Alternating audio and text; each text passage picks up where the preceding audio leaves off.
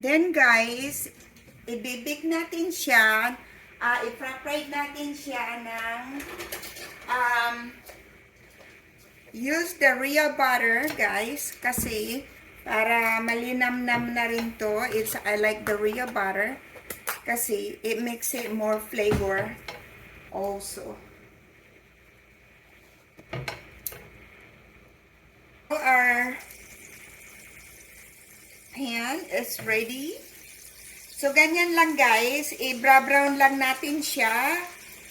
Both side, okay? Guys, papartneran ko to ng, gagawa ako ng noodles. Alfredo noodles. Let me see. Yeah, as long as it's brown. Naman, magagawa ako ng Alfredo sauce. Kasi, ang ipapartner ko dito ay Alfredo noodles. So, yan ang ilalagay ko. So, yan.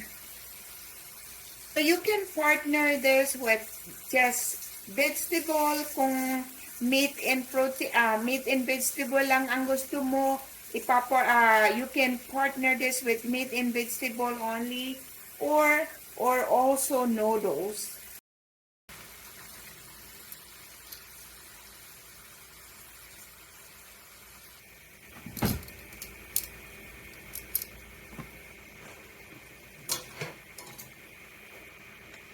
Cover it guys, because we want it just like this.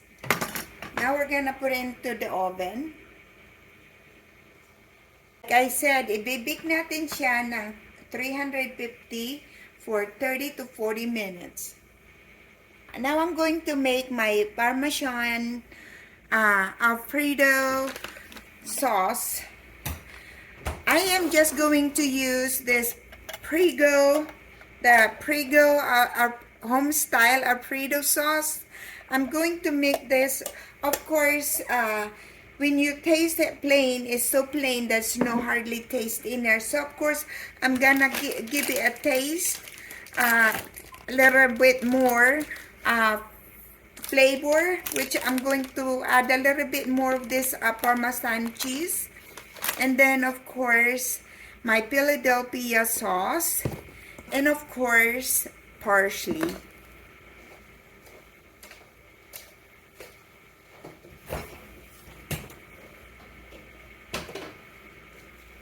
Guys, just letting you know that my cooking, this is not diet food. Handful. That's it. Put a little bit regular milk into the Alfredo sauce to clean up that thing, and I shaked it. Just a little bit. See? You don't want to waste that cream. Yummy. It's yummy already, guys. Now I'm going to put my dried parsley. Just maybe teaspoon. I don't know if the teaspoon is, it looks like more than a teaspoon. Sarap nito guys. Tryan nyo to. I-partner mo doon sa chicken. Itong luto guys, hindi to pang papayata. This is not for you to, this is not for skinny, to make you skinny recipe. To those who need to gain weight, this is the right recipe that you guys need. Oh my God. So you can be chunky like Lala. Kumukulo na rin yung tubig ko para pang luto sa noodles ko. Ay, sarap nito. Tikman nga natin tong sauce ko guys. Let's try it. See if it's yummy. Like I lowered ko lang yung apoy. Natin. Let's try it.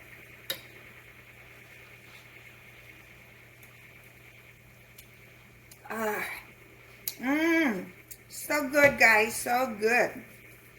So yummy. See, like I said, you don't need to add any salt in it because Parmesan, the cheese, all of this is already had the flavor. Ginagamit ko kasi for some reason gusto ko to eh. Gusto ko to. So ang ang binili ko ito yung angel hair para sa spaghetti. Yan, gustong-gusto ko to. Kaya instead na yung Alfredo noodles, yung makapal ba, I don't like it. It's too thick, the noodles. So I use this one. Konting what is that called? Butter. Kasi ang sabi ng ano lang ang ano guys, kasi masyadong rumi pag maraming hugasan. Ayan. Guys, ilalagay ko na ang aking noodles. Yan o. Ang dami pala niya. This noodles. And I can't. Diba? Sarap. Ball. Guys, ang tinikman ko lang sa yung oh, there you go, guys. Ayan. The sharp cheddar chicken. So good.